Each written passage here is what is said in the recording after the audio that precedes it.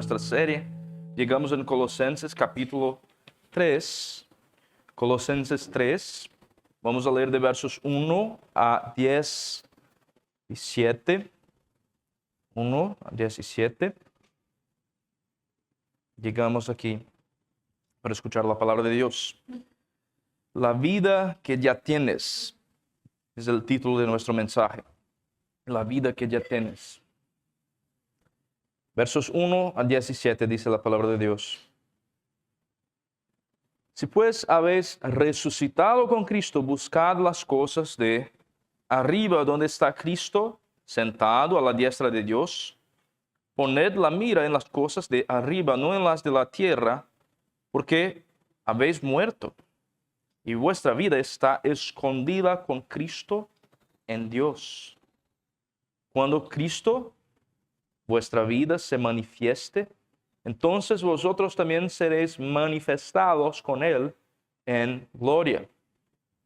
Haced morir pues lo terrenal en vosotros, fornicación, impureza, pasiones desordenadas, malos deseos y avaricia, que es idolatría. Cosas por las cuales la ira de Dios viene sobre los hijos de desobediencia, en las cuales vosotros también anduvisteis en otro tiempo cuando vivíais en ellas. Pero ahora dejad también vosotros todas estas cosas: ira, enojo, malicia, blasfemia, palabras deshonestas de vuestra boca. No mintáis los unos a los otros, habiéndoos despojado del viejo hombre con sus hechos, y revestido del nuevo, al cual conforme a la imagen del que lo creó, se va renovando hasta el conocimiento pleno, donde no hay griego ni judío, circuncisión ni incircuncisión, bárbaro ni escita, siervo ni libre, sino que Cristo es el todo y en todos. Vestíos pues como escogidos de Dios, santos y amados, de entrañable misericordia, de benignidad, de humildad, de mansedumbre, de paciencia, soportándoos unos a otros y perdonándoos unos a otros si alguno tiviere queja contra otro. De la manera que Cristo os perdonó, así también hacedlo vosotros. Y sobre todas estas cosas, vestíos de amor, que es el vínculo perfecto. Y la paz de Dios gobierne en vuestros corazones, a la que asimismo fuisteis llamados en un solo cuerpo, y sed agradecidos. La palabra de Cristo more en abundancia en vosotros, enseñándoos y exhortándoos unos a otros en toda sabiduría, cantando con gracia en vuestros corazones al Señor, con salmos y himnos y cánticos espirituales. Y todo lo que hacéis, sea de palabra o de hecho, hacedlo todo en el nombre del Señor Jesús, dando gracias a Dios Padre por medio de Él. Amén. Esa es la palabra de Dios. Déjenme orar una oración bien corta. Señor nuestro Dios, gracias por tu palabra, gracias por la revelación que viene de arriba y no es terrenal, sino es la revelación de quien tú eres, Señor. Ayúdanos hoy en esta mañana a someternos a tu palabra, que el Señor venga a gobernar en nuestros corazones y así hacer con que reine su paz en nosotros. En nombre de Jesús oramos. Amén. La vida que ya tienes, la vida que ya tienes. Ese texto enseña a nosotros que ya tenemos una vida. Pone para nosotros delante de nuestra faz, delante de nosotros, con todas las preocupaciones que tenemos, que hay algo que ya es nuestro. Nuestra cultura busca vida, busca identidad particularmente, específicamente, en muchas otras cosas que no es Jesús. De hecho, nuestra cultura hoy, en esos días de hoy, tiene una obsesión por definir su propia identidad. Y al final de cuentas, ¿qué es eso sino una búsqueda por vida? ¿Dónde está mi vida? ¿Dónde está el propósito de mi vida? ¿Dónde está el sentido de mi vida? ¿Dónde está la razón para vivir? Está en mi identidad. Y muchas veces es una identidad autoimpuesta, construida. Y así que se ve por doquier. siempre el llamamiento para hombres, para mujeres, para personas hoy es encuéntrate, hallas tu identidad, tú tienes el poder y la capacidad de definir su propia identidad. Constrúyete, defiéndete. Un comentario así, un poco fuera, pero me acordé ahora, fuimos a comprar abarrotes y cosas así. Incluso en los productos que se compra, se ve pasando allá, vi, en los productos femeninos, pessoales que se utiliza, hay algo así. Tú puedes, tú eres fuerte, tú puedes hacer todo. Y pienso así, ¿por qué la sociedad está tan preocupada, incluso en cosas que son productos íntimos de mujeres, a poner una definición de identidad? Parece que por doquier, en los lugares que menos se espera, vas a ver un llamamiento a definir tu identidad en algo, en un trabajo, en un logro, en algo que vas a conquistar, en tu... Y la iglesia a veces, sin darse cuenta, cae en el mismo juego, utilizando un vocabulario espiritual. Quizás no identificarse con las cosas que el mundo se identifica, pero siempre buscando a identificarse, a construir su identidad en algo que logramos, en algo que construimos, una madurez espiritual, una sabiduría, un conocimiento, una experiencia. En algunos círculos, bautismo con el Espíritu Santo. En otros círculos, una experiencia de hablar en lenguas y hacer cosas extraordinarias, como si eso fuera tu identidad. A veces la iglesia imita al mundo en ese punto, como si hay un nivel más especial de creyente por medio de su experiencia espiritual, que si llegas a ese nivel vas a tener paz. De hecho, antes de eso, solo vas a vivir más o menos. El resultado es siempre el mismo, sea llegando para definir nuestra identidad con las cosas del mundo o con vanas espiritualidades. El resultado es siempre el mismo, una identidad que depende de lo que logras y que por tanto nunca es segura. Pero nuestro texto hoy enseña el opuesto, que ya tienes algo. Si crees en Jesucristo, ya tienes algo, ya tienes una vida que está escondida en Cristo Jesús, ya tienes una identidad, ya resucitaste con Él, ya moriste con Él, por eso puedes quitar el viejo hombre y poner a Cristo.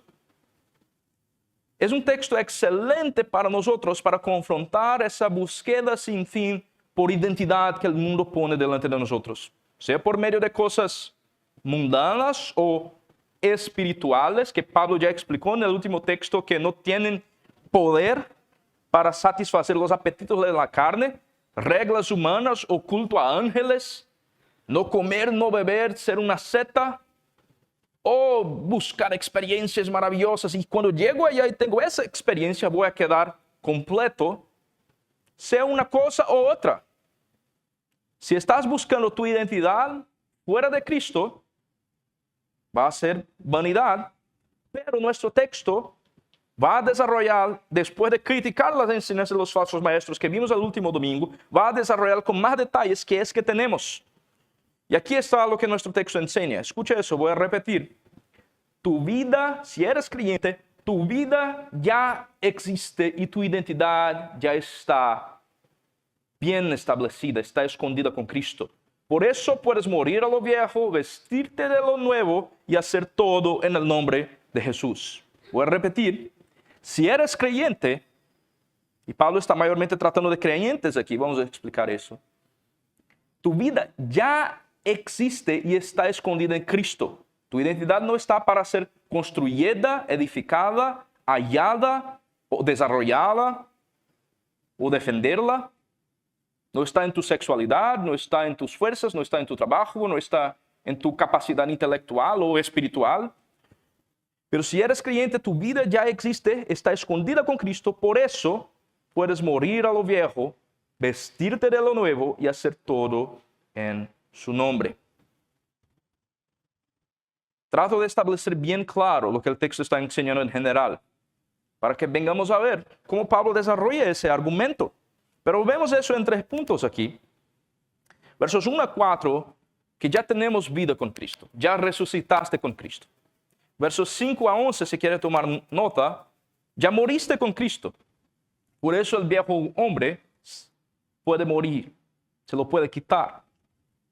Y versos 12 a 17, que ahora ya eres una nueva hechura, nueva criatura, ya eres hecho nuevo en Cristo. Y así se ve esa novedad de nueva vida. Vamos a ver eso. Versos 1 a 4, Pablo explica aquí, empieza a decir, si pues habéis resucitado con Cristo, buscad las cosas de arriba. Ese sí de Pablo, muchas veces tratamos de explicar un sí como sí entonces, sí eso, entonces aquello. Pero aquí Pablo está mucho más asumiendo que está hablando con creyentes. Se podría de hecho traducir al griego de manera ponerlo así.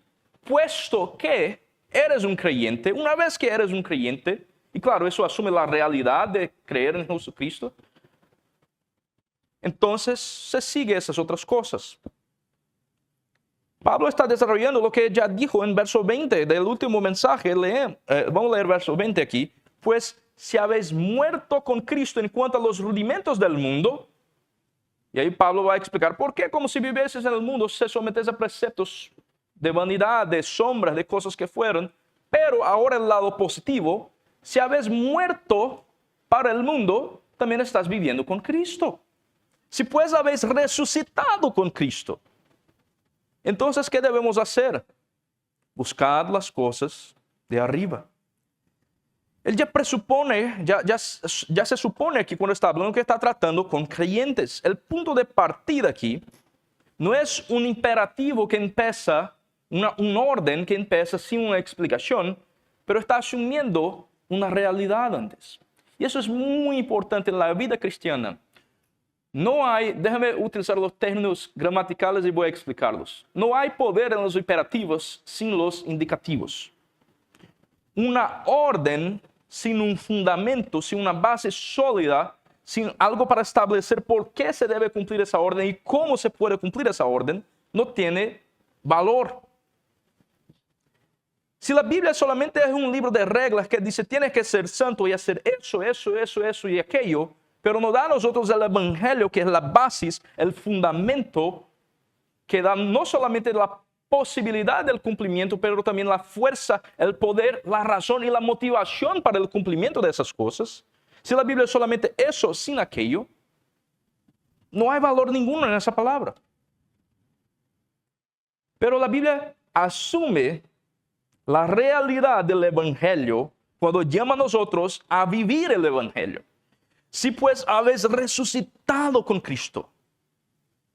Eso es algo fundamental. No podemos dejar de notar eso.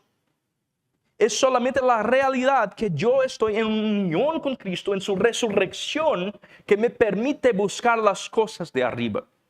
Y qué realidad maravillosa.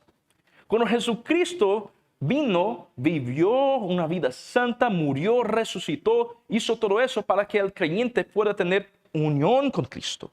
Y una vez que está unido con Cristo, lo que es mi mal y mi pecado fue clavado en la cruz. Vimos eso en el último sermón, el último mensaje. Estoy unido con Él en su muerte y mis pecados se van quitados en su muerte, pero también estoy unido con Jesucristo en su resurrección. Y su nueva vida, después de la resurrección, también es mi nueva vida. No solamente de quitar mis pecados de manera que ya no tengo más deuda, sino que ahora tengo, se quiere responder de esa manera, crédito delante de Dios. Y el crédito no es mi poder, no es mi santidad, no es mi justicia, pero es del poder de la resurrección de Jesucristo. Así que si pues habéis resucitado con Cristo, iglesia, buscad las cosas de arriba. Esa es la realidad que va a basar todo más. Ya resucitaste con Cristo. Tu vida está escondida en Él. Eso ya ocurrió. Toda la ética, todos los imperativos, hace eso, hace aquello, ahora tienen poder y tienen posibilidad de ser cumplidos por el poder de la resurrección de lo que ha resucitado Cristo de entre los muertos. Hay poder en esa resurrección. Poder verdadero, no de una experiencia espiritual de un fin de semana en un evento cristiano, pero poder para cambiar tu corazón pecaminoso para amar lo que es bueno, de cambio de vida verdadero, no de 30 minutos de lloro y llanto, aunque podemos tener experiencias espirituales, no me comprendan mal, no estoy haciendo poco de nuestras emociones, pero estoy diciendo que el poder que el texto está hablando es un poder de vivir, no de un momento, pero de proveer vida y vida abundante. Y sí, eso a veces puede pasar por experiencias, no soy en contra de tener eso, pero Pablo está hablando mucho claramente, bien claramente, en contra de buscar esas adoraciones de ángeles o de prácticas ascetas para decir, aquí está lo que no te pueden quitar, una unión con Cristo. Por eso, ¿dónde está Cristo? Está sentado a la diestra de Dios, y así que debemos poner la mira en las cosas de arriba. Si estamos unidos con Cristo, Él es nuestra cabeza de toda la creación, pero especialmente de la iglesia. ¿Dónde debemos poner nuestra mirada? En las cosas de arriba. Él está arriba. La posición de Jesucristo indica algo para nosotros. El indicativo de la resurrección y de lo que se asume aquí también de la ascensión de Jesucristo, indica para nosotros una realidad con base en la cual vivir hoy. Déjame poner de otra manera. Él murió y resucitó, ahora está arriba, ¿dónde está? A la diestra de Dios. Así que miramos a Él en esa posición de autoridad. Si Él tiene autoridad y poder, y de allá está unido con nosotros, tenemos autoridad y poder con Él, unidos con Él. Poned la mira en las cosas de arriba, no en las de la tierra. ¿Dónde está Cristo sentado a la diestra de Dios? Mi vida, ya que estoy muerto, dice Pablo, verso 3, ya porque habéis muerto y vuestra vida está escondida con Cristo en Dios. Cuando Cristo, que es vuestra vida, se manifieste, entonces vosotros también seréis manifestados con Él en gloria. Él ya está arriba, yo no estoy, pero estoy unido con Él. Y mi esperanza es que Él va a se manifestar en gloria. Está hablando del regreso de Jesucristo, que Él va a venir otra vez. Y cuando Él venga, voy a ser glorificado junto con Él. Déjeme utilizar un ejemplo, una explicación. Yo viví algunos meses en Manhattan, en Nueva York. Y allá ellos tienen lo que llaman como que metro, se dice metro, bajo el suelo. Son submersos, son bajo el suelo.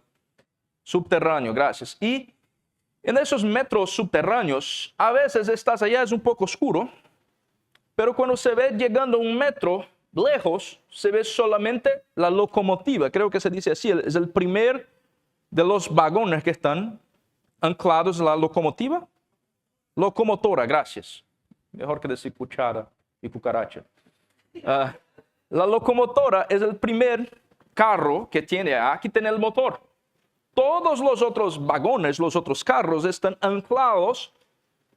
Bien, el segundo en la locomotora y todos los otros suceden anclados en los otros. Yo sé que el metro está llegando cuando veo la locomotora llegando al punto de buscarme y su luz, hay una luz a la frente, llegando, aunque no puedo ver todos los otros vagones, los otros carros. Pero ya que están anclados con Él, yo sé que van a llegar pronto. Jesucristo está en los cielos, arriba, a la diestra de Dios. Nosotros que ya murimos con Él y ya resucitamos con Él, aún no fuimos glorificados con Él, Él ya fue glorificado. Pero como esa locomotora tiene todos los otros carros anclados en Él, estamos nosotros unidos con Jesucristo y aunque no experimentamos ahora la glorificación, tenemos la certeza que una vez que estamos anclados en Él, de pronto, una vez que la locomotora ya llegó, los otros carros y vagones van a llegar. Estamos juntos, unidos con Él, y esa es nuestra esperanza. Por eso no miramos atrás, miramos adelante. Los que están en los carros no están mirando lo que está atrás, están mirando para llegar al punto de donde van a llegar. Así nosotros también, si habemos resucitado con Cristo, debemos tener nuestra mirada de donde Cristo va, lo que Él va a hacer, manifestarse en gloria al último día, y Él está más adelante de nosotros. Dice Pablo en 1 Corintios 15 que es el primer de los frutos de la resurrección. Nosotros vamos a resucitar en gloria aún. Pero una vez que estamos anclados con Él, afijados en Él y con Él, tenemos la certeza y la esperanza que cuando Cristo, vuestra vida, se manifieste, entonces vosotros también seréis manifestados con Él en gloria. Nuestra vida está escondida en Él. Nuestra identidad, seguridad, gloria, descanso, paz, está anclada en nuestra unión con Él. No en como muchos de manera triste muchas veces anclan su identidad en cosas de ese mundo. Me da bastante tristeza cuando veo muchas personas tratando, mayormente hoy, en esas discusiones de transgénero, de uno que se identifica como hombre, como mujer y todo eso, y muchas personas, infelizmente, que viven en el pecado del homosexualismo, definen su identidad como eso. Yo soy gay, yo soy eso, yo soy un trans, eso, aquello. Y la mayor tristeza no es ni mismo el pecado que cometen de la práctica, pero es anclar su identidad como alguien que fue creado a la imagen de Dios. En solamente eso, es tan poco. Es tan poco. Dios ha llamado y creado a nosotros para ser mucho más que alguien identificado con su trabajo, su sexualidad, o eso, aquello. Todo eso es muy poco. Somos llamados para algo mucho más glorioso. Tener nuestra identidad definida en Cristo Jesús. Y en Él está nuestra gloria. Si ya resucitaste con Cristo, creyente, tu vida está escondida en Él. Así que la vida cristiana no empieza con lo que tenemos que hacer, pero ¿dónde estamos? Con lo que ya tienes. Todo lo que sigue viene después. Empieza con nuevo nacimiento. Empieza con fe y arrepentimiento. Empieza a entender mi vida anclada ahora, no en mis obras, no en mis cosas, no en construir mi identidad, no en defender mi identidad, sino decir, está en Él. Pero la pregunta es, ¿está en Él? ¿Cuál es la descripción del creyente aquí?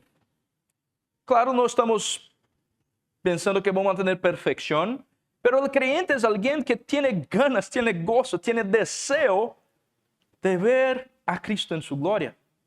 Eso te describe. O quizás puede venir a la iglesia, puede ser creyente, hijo de creyente, generaciones de creyentes, eso no, nada de eso importa. Eso es una descripción que describe tú, como creyente hoy. Tiene ganas de ver a Cristo Jesús, tiene gozo y alegría y expectativa de verlo como Él es. Se ve a sí mismo como anclado en Cristo Jesús. ¿Es esa tu identidad? ¿Tienes gozo de que cuando Cristo se manifieste, usted venga a ser manifestado con Él en gloria? O quizás estás tan enfocado y afijado en cosas de ese mundo que ya se has olvidado de dónde está tu identidad.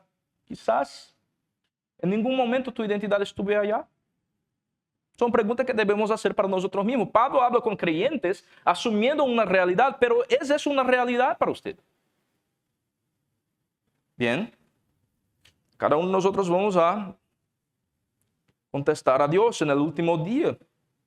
Pero a mí me gustaría hallar todos ustedes, yo y todos nosotros juntos allá en aquel día cuando Él se manifieste juntos. Pero Pablo camina aquí no solamente para establecer que resucitamos con Cristo y que para los creyentes eso es una realidad, pero también para decir que morimos con Cristo. Y si eso es una realidad, que estamos unidos en su muerte y resurrección, eso implica en cómo vivimos aquí. Ahora Pablo va a traer más imperativos que están todos anclados en esa identidad en Jesús. Verso 5 adelante. Haced morir pues lo terrenal. Si están muertos y resurrectos con Cristo, Pablo después dice, haced morir. ¿Qué es eso, Pablo? Pensaba que estaba muerto ya. ¿Está me diciendo ahora que tengo que hacer morir lo que está muerto? Suena un poco extraño, ¿no?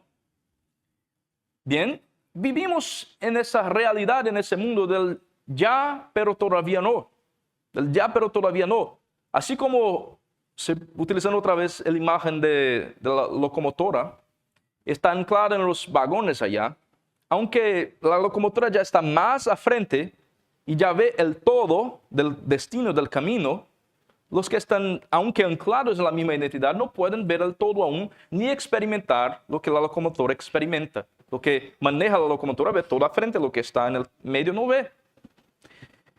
Vivimos en un ya y todavía no. hay partes de nuestra vida, o puedo decir así, hay un sentido en que nosotros ya tenemos la realidad del nuevo nacimiento, pero no disfrutamos completamente de todo. Ya somos como creyentes nueva hechura, nueva criatura. No amamos más el pecado, pero aún tenemos tentación. Pero si eres creyente, ¿qué es que te dije que te va a revelar que es creyente? ¿Es que no pecas? No. Siempre, muchas veces, han escuchado y van a escuchar muchas veces más de mí. Un creyente no es alguien que no peca, pero es alguien que no peca en paz. No peca en paz. Un no creyente, alguien que no nació de nuevo, no tiene problema en pecar. Puede tener problema con las consecuencias temporales de su pecado, pero está preocupado en no ofender a Dios. Puede tener problema en matar a alguien y ir al cárcel. Pero si no hay consecuencias temporales, emocionales, personales, no le importa tanto. Pero un creyente, antes de todo, sabe que todo su pecado no solamente tiene consecuencias temporales y humanas, de culpa, de todo eso, pero tiene una ofensa en contra de Dios y por eso no peca en paz. Por eso no peca en paz. No tiene paz con su pecado. Así que hace sentido Pablo decir que en esa vida, antes de la glorificación, batallamos para hacer morir determinadas cosas. Nuestra vida está escondida con Cristo, pero mismo así tenemos que hacer morir otras cosas. Pues vivimos en batalla contra el pecado, no bajo el dominio del pecado. El pecado no es más mi Señor, Cristo es mi Señor. Pero como dice Jesús en Juan 17, yo oro por ustedes, mis discípulos y la iglesia que va a venir después. Oro no al Padre, no para que Él les quite del mundo. Vamos a vivir en el mundo, sino para que los protejas. La oración de Jesús no es quitar nosotros del mundo, pero el mundo de nosotros. Los proteja en el mundo, para que vivan en el mundo de una manera fiel. Y aquí está como Pablo va a describir cómo vivir de esa manera fiel. Hacer morir muchas cosas, no tenemos tiempo de tratar en detalles. Fornicación, impureza, pasiones desordenadas, malos deseos, avaricia, todo eso es clasificado como lo que es terrenal. Terrenal, no viene del Padre, viene del mundo. Fornicación, impureza, pasiones desordenadas, malos deseos, avaricia, y todo eso también se describe como idolatría. Idolatría. Relaciones fuera de lo que Dios estableció. Fornicación, impureza, un corazón que está deseando con codicia lo que Dios no quiere que venga a ser el deseo del corazón. Pasiones desordenadas, a veces pasiones por cosas buenas, pero desordenadas se quedan en algo mal. Deseos malos, avaricia. Jesús explica que todo eso viene del corazón, que fluyen los malos deseos, pensamientos, avaricia, codicia. Viene del corazón. Y Pablo va a explicar, en esas cosas ustedes ya vivieron una vez. En otro tiempo, dice verso 7, vivías en esas cosas. Anduviste en otro tiempo en esas cosas. Por esas cosas viene la ira de Dios sobre los hijos de la desobediencia. Ya han escuchado quizás, bien, en la mañana los que estaban en la escuela dominical aprendieron eso. Voy a hacer un resumen para los que no estaban. Ya han escuchado muchas veces que muchos dicen, bien, somos todos hijos de Dios. No es lo que la Biblia enseña. La Biblia enseña que hay hijos de desobediencia y hay hijos de Dios. Somos todos criaturas hechos por Dios. Pero la Biblia dice que en Juan 3 y 4 y adelante, que necesario es nacer de nuevo. O en Juan 1, versos 11 a 13, allá, que los que creen en el nombre de Jesús, a esos les ha dado potestad para ser engendrados de Dios, no de la carne, ni del sangre, ni de la voluntad del hombre, sino de Dios. Es necesario nacer de nuevo para un cambio de estado. El estado natural del hombre en su pecado es hijo de desobediencia. Hijos de desobediencia, dice el texto. Y en ese estado, los de Colosas una vez caminaron, anduvieron, vivieron en esas cosas. Y ustedes también, y yo también, Ustedes también y yo también, en algún momento, si no has nacido de nuevo, has caminado en esos estados de amar esas cosas. Mismo que no venga quizás tener practicado de manera muy escandalosa, como un narco o alguien muy escandaloso, en tu corazón, de donde proceden todos los pecados, que es lo que Jesús explica, vivieron en eso. Pero ahora Pablo está diciendo exactamente, pues ya habéis resucitado con Cristo, ahora dejad todas esas cosas. Ira, enojo, blasfemia, palabras deshonestas. No mintan a unos a los otros. Cuando vivimos en pecado como creyentes, estamos mintiendo. Es un falso testimonio a nuestros hermanos y delante de Dios y acerca de Dios. Juan capítulo 1, él va a explicar eso. Versos 6, 7 adelante, hasta capítulo 2, verso 2. Primero de Juan, él explica esas cosas. Si decimos que no tenemos pecado, mintimos. Si decimos que no pecamos, hacemos Dios mentiroso. El pecado es una mentira acerca de nuestra identidad en Cristo Jesús. Si habéis morido y resucitado con Cristo, toda vez que peca da un mal testimonio. Tú das un mal testimonio acerca de quién Dios es y quién tú es. En otras palabras, como creyente, estoy hablando con creyentes aquí como Pablo hace, como creyente, cuando pecas, tu pecado revela una idolatría del corazón, como Pablo ya explicó aquí un poco antes, y revela una mentira, un falso testimonio. Por eso no es apropiado vivir de esa manera. No es que cuando pecas vas al infierno de inmediato como creyente. Pablo no está te amenazando de esa manera, pero Pablo está diciendo, amados hermanos, si habéis resucitado con Cristo, tienen que reconocer que cuando viven en pecado, si son creyentes, cuando viven en pecado, están dando testimonio de idolatría y de mentira. Y no es así que debemos vivir. No es así que debemos vivir. Y mira que toda su descripción no son de pecados solamente individuales, pero comunitarios, como vivís unos con los otros. Así que tenemos que nos revestir, dice Pablo, del nuevo, el cual conforme a la imagen del que lo creó se va renovando hasta el conocimiento pleno. Hay un proceso. No es cuando conoces a Cristo que así, en un abrir y cerrar de ojos, que se va a cambiar en una persona con deseos maravillosos y perfectos y no vas más a te quedar enojado o tentado. No es así. Hay un proceso.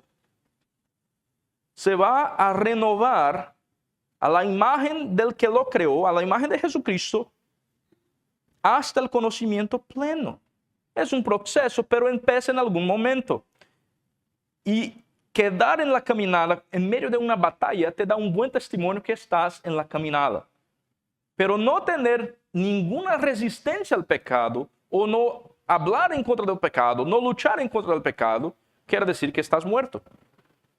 Nuestro ánimo como creyentes, otra vez, no es que no pecamos en absoluto, pero que seguimos en la batalla por la gracia de Dios. Seguimos en la batalla. Y hoy puedo decir que estoy más maduro, con más madurez que ayer. Y quizás, por la gracia y misericordia de Dios, mañana voy a quedar con más madurez. Y así seguimos, no sin pecado, pero con una progresión del conocimiento pleno del Señor. Y en ese conocimiento no hay judío, griego, escita, bárbaro, libre. Cristo es todo en todos. Cristo lo es. Interesante que es en el clímax del verso 11 pone la comunidad en enfoque. La caminada del pueblo de Dios no es una caminada aislada, no es tu batalla allá afuera en un rincón aislado en contra de Satanás. Cristo hizo eso y sí, Él venció. Y a veces vamos a tener momentos en la vida que estamos aislados en la providencia de Dios, pero mayormente es una caminada en que todos nosotros nos hallamos juntos con nuestra identidad definida como Cristo, que es el todo y en todos. Caminar con Cristo en el centro, no solamente para tu vida personal, pero para la vida de la comunidad, de tu familia, de tus hermanos, de tus hermanas en Cristo Jesús. Y ponerlo en el centro. La nueva humanidad de la cual Pablo está hablando aquí. Su único criterio de definición es el pertenecimiento a Cristo. Cristo es el todo y en todos. Eso es la definición de la iglesia. Es el pueblo de Cristo, el pueblo de Dios, la congregación de los santos. No es la congregación de los que a ellos les gusta un estilo musical, o a los que a ellos les gustan un tipo de práctica o de comer o de tomar café en el domingo a la tarde o de hacer convivio. Todas esas cosas son secundarias y sirven el propósito de definir la comunidad que está centrada en Cristo Jesús. La iglesia no es un club social. El pueblo de Dios aquí no es un entretenimiento de domingo en la mañana o domingo en la tarde. Tenemos una identidad muy anclada y muy firmada en la persona de Jesucristo. No vienes aquí para escuchar o oír Pastor Anderson o Pastor Zach, vienes para escuchar la palabra de Dios. No vienes aquí simplemente porque tu hermano te dio buenos días y te sientes bien, aunque son cosas buenas, tener amistad, tener relaciones. Pero no es eso que te trae aquí, o por lo menos a mí me gustaría pensar que no es, no debería ser. Es ver a Cristo, que es todo en todos. Cristo Jesús es la definición de la iglesia. Él es la cabeza, nosotros somos el cuerpo. Cristo es todo y en todos.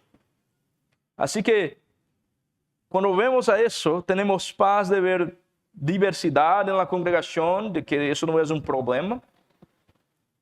Pablo habla de una diversidad de gentiles y judíos, de escitas, de esclavos, bárbaros, todo eso, siervos libres. Qué maravilloso que es ver un pueblo de toda lengua, tribu, nación adorando a Dios. Qué maravilloso es que tenemos aquí personas que trabajan con las cosas más diversas. Algunos tenemos médicos, tenemos personas que trabajan con cosas de ley, de abogado, tenemos personas que trabajan con construcción, tenemos personas que trabajan en restaurantes, tenemos muchos estilos de vida y prácticas de vida. Y lo que une a ustedes aquí es Cristo. Qué maravilloso que es ver que hay algo en la iglesia, que es el pueblo de Dios, que trae una unidad, que traspasa los lugares, los tiempos, las profesiones, todo eso. Es Cristo. Pero en el último lugar, después del llamamiento a hacer morir, Pablo va a hacer un llamamiento en verso 12 de vestir. Vestíos pues como escogidos de Dios, santos y amados. Qué definición maravillosa. Aquí está nuestra identidad. Escogidos de Dios, santos, amados. No solamente unidos a la resurrección, muerte y resurrección de Jesús, pero consecuentemente reconocidos como escogidos de Dios, santos y amados. Es la libre gracia de Dios que ancla a nosotros, que motiva a nosotros, que fundamenta a nosotros en nuestra práctica de amor. ¿Qué Pablo va a decir después? Vestíos pues de entrañables misericordias, de amor. Pero ¿dónde viene nuestro amor y nuestra misericordia? De reconocernos a nosotros como hijos de Dios, amados, escogidos. Y él va incluso a hablar de perdón aquí. Vamos a hablar de eso en un rato. Y te voy a adelantar. La única manera de perdonar es reconocer el perdón de Dios. Bien, vamos paso a paso aquí. Antes de hablar de lo que hacer otra vez, Pablo rememora, nosotros trae a memoria esos títulos que ya he tratado. Palabras de identidad. Y después voy a hablar de muchas virtudes. Virtudes específicas. Nos llama a vestirnos de entrañable misericordia, benignidad, humildad, mansedumbre, paciencia. Son frutos del Espíritu de Dios. Frutos del Espíritu de Dios. Hay un nivel de misericordia, de benignidad, de humildad, de mansedumbre o de paciencia que todo ser humano puede tener en sus relaciones humanas. Pero, ¿qué es que te hace amar un otro pecador de un estilo de vida completamente diferente, de una familia muy diferente, de un contexto extremadamente diferente, con esas características, con mansedumbre, amor, benignidad, humildad? Todo ser humano sabe lo que es tener amor por su propia familia, en algún nivel. Pero aquí hay algo que no se aplica solamente a los que pueden nos dar algo de vuelta, que nos pueden regresar algo. Ese amor con interés, con ganas de recibir algo de vuelta, es parte de la naturaleza humana. Pero aquí hay algo más grandioso, algo más además de eso. Cuando Jesús explica a amar a los enemigos en el Evangelio de Mateo, va a decir, los gentiles, ellos saben lo que es amar a sus amigos, pueden prestar dinero para recibir dinero de vuelta, amar a sus familiares, ellos saben lo que es eso. Tienen que amar a sus enemigos. El amor del Evangelio es un amor, además de ese estándar de amor humano que todos nosotros tenemos en relaciones. Podemos amar personas que son buenas con nosotros, podemos amar personas que nos dan beneficios, alguien con quien trabajo que me paga, familiares. Quizás piensas, si eres casado o casada, tengo que amar a mi suegra para tener una buena relación con mi pareja. Comprendemos ese nivel de amor, pero aquí hay algo más alto que eso. Más alto que eso. Entrañable misericordia, no solamente una manifestación externa de amor, de tratar bien, pero que viene de dentro para afuera. Entrañable misericordia, benignidad, deseo de hacer el bien, no solamente la práctica, pero del deseo que lleva a la práctica. Humildad, una visión de sí mismo, no muy grande, no muy larga, pero una visión que ve antes de todo a Dios como en el centro y el servicio a mi prójimo. Mansedumbre, paciencia, soportándoos unos a otros. ¿Qué se supone cuando se dice que tiene que soportar? Que hay algo mal en el otro.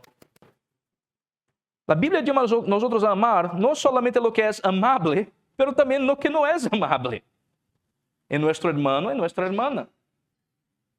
Hay cosas no amables. Y no es solamente en tu hermano, en tu hermana, en tú, en usted. Cada uno de ustedes y yo también tenemos cosas no muy amables. ¿Y qué es que esa comunidad sobrenatural que es la iglesia es llamada a hacer? Lo que no es humanamente común o instintivo, pero amar unos a los otros profundamente, con entrañable misericordia, con deseo bueno. No como en un club social que mantenemos las apariencias y... No, amar de hecho. Y si alguno tuviera queja con otro, perdonándoos unos a otros. ¿Cuál es la motivación para eso? Para vestirse de ese hombre. Es que se va a vestir de Cristo Jesús. Que Cristo Jesús ya hizo eso. ¿Cómo fue que Cristo te perdonó? ¿Cómo fue que Cristo te amó cuando no fuiste muy amable? Mira a ese patrón, a ese estándar, a ese ejemplo más alto que todos. Imita a Él. Imita a Él. Es ese ejemplo.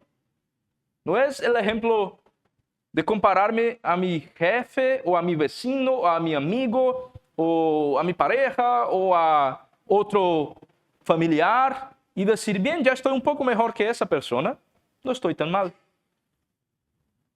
Cristo Jesús les ha perdonado.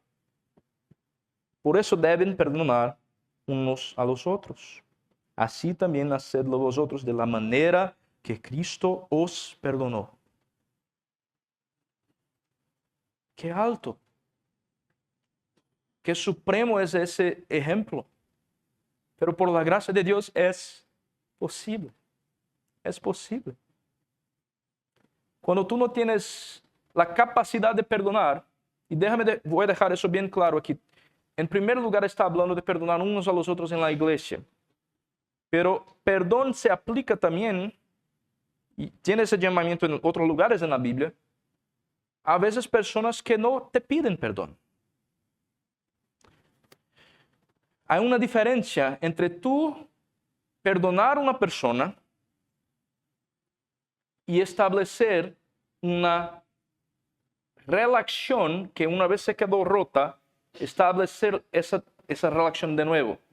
Otra vez, restauración. Perdón y restauración. Para haber restauración necesita de perdón, pero se puede perdonar mismo sin tener restauración, por muchas razones.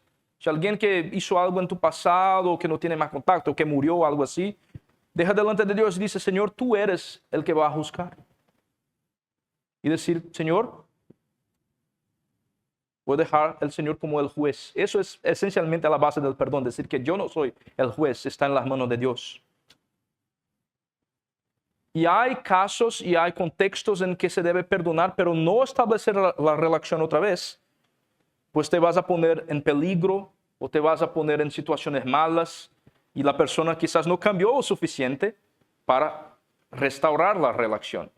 Para restauración tiene que haber perdón de mi parte y arrepentimiento de la otra parte. Pero yo no necesito aguardar su arrepentimiento para perdonar delante de Dios. La amargura, el sentimiento de no perdonar, el sentimiento que queda en tu corazón, como esa raíz de amargura en tu corazón, es como un veneno que tú tomas para que el otro venga a morir. Es tontería. Y puedes perdonar delante de Dios, aunque no perdonó la persona en una relación, porque sea lo que sea, no se puede hallar la persona, o porque ella no se arrepintió. Pero delante de Dios, perdón tiene que ser delante de Dios y delante de la persona. Delante de la persona depende de su arrepentimiento, pero delante de Dios no depende de eso. Así que les voy a animar a buscar perdón, por lo menos en ese primer nivel, si es posible en el segundo. Pero en el primer nivel, siempre buscar, pues Cristo te ha perdonado. Incluso los pecados más horribles que han cometido en contra de usted, más terribles, más que no se puede nombrar, hay gracia para esos pecados. Ya prediqué de Manasés, tiempos atrás aquí. ¿Cuál es el pecado tan grande que Dios no puede perdonar? Pero si hay algo en contra de tu hermano, ¿qué dice el texto? ¿Qué dice el texto? Va soportando unos a los otros. Si alguno tiver queja, perdona. Y se presupone que vas a tu hermano para ser resuelto. Mateo 18 enseña, vas a tu hermano. Si tienes algo contra tu hermano, vas allá. Dice, mi hermano, tú has pecado contra mí. En eso y eso. Y a mí me gustaría, aunque ya perdoné delante de Dios, a mí me gustaría hacer nuestra relación otra vez, no rota, pero restaurarla. Por eso necesitamos hablar de eso.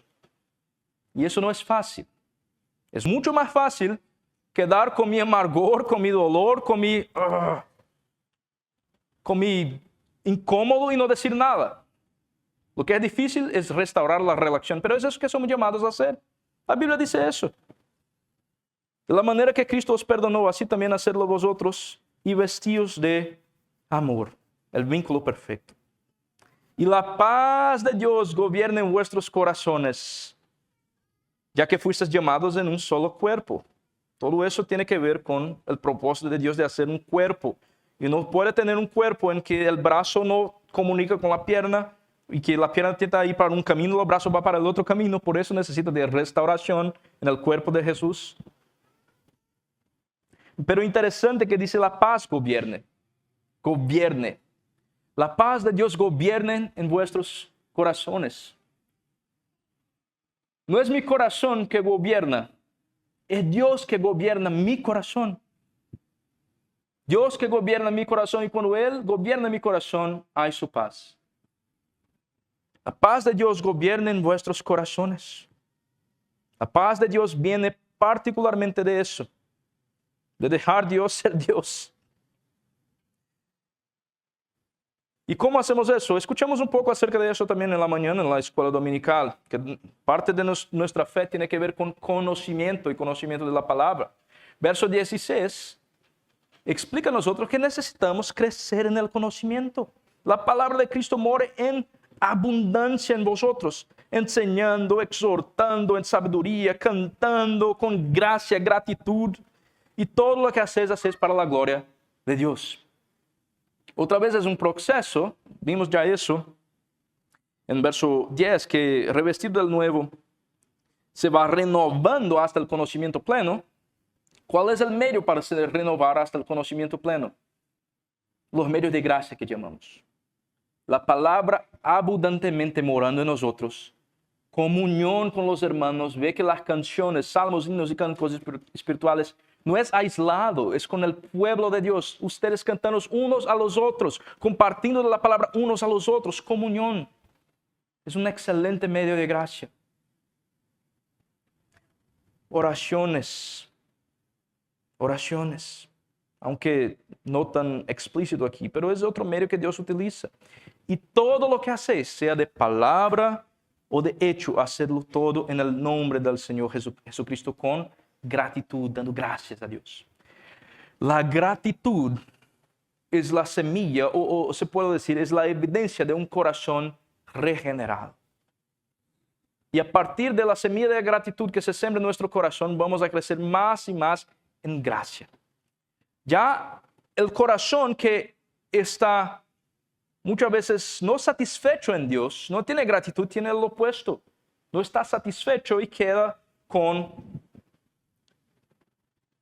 una insatisfacción siempre como si fuera, necesito de algo diferente, necesito de algo más, tengo que añadir algo, tengo que lograr algo.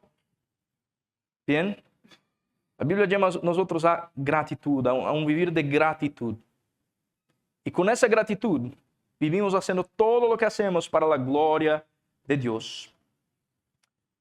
Cristo llama a nosotros para vivir en gratitud y poner todo, mira la primera parte del verso 17, todo en palabra o en hecho, en el nombre del Señor Jesús. Vimos en el último domingo a la noche el tercer mandamiento, que significa cargar o llevar el nombre de Dios. Vimos en la noche, en el último domingo, que no es simplemente como utilizamos el nombre Dios o Jesús o Jehová o lo que sea, aunque sí debemos tener cuidado como hablamos, pero es como representamos a Dios en ese mundo.